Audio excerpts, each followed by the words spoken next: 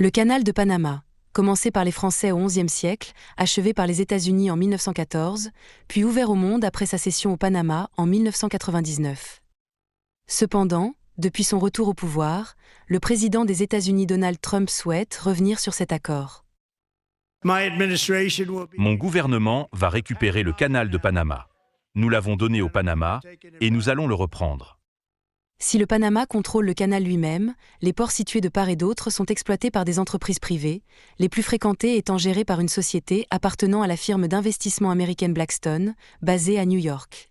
Deux autres ports, celui de Cristobal sur l'Atlantique et celui de Balboa sur le Pacifique, sont exploités depuis les années 1990 par la société Hutchison Port, basée à Hong Kong. Le canal de Panama est vital pour notre pays et il est exploité par la Chine. Les allégations de M. Trump ont été catégoriquement rejetées par les responsables du canal. Le Panama contrôle le canal et il n'y a aucune raison pour que les États-Unis craignent que les Chinois gèrent quoi que ce soit ici. Nos relations avec la Chine sont les mêmes qu'avec n'importe quel autre pays. Les Pays-Bas, le Royaume-Uni.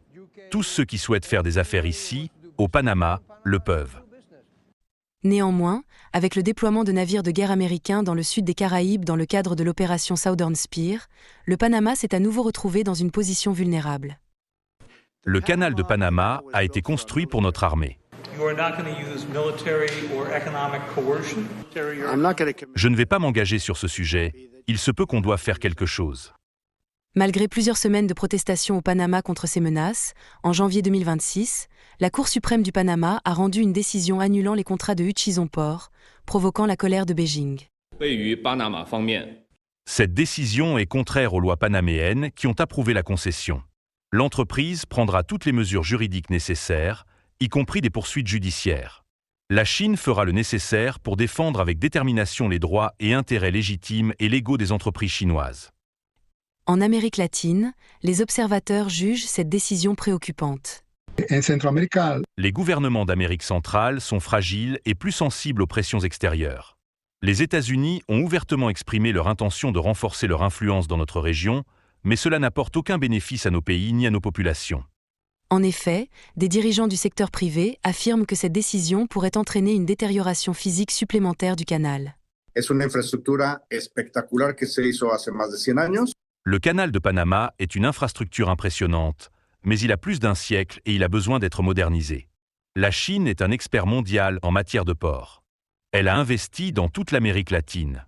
Nous devrions tirer le meilleur parti de cette expérience pour mener à bien de grands projets d'infrastructure.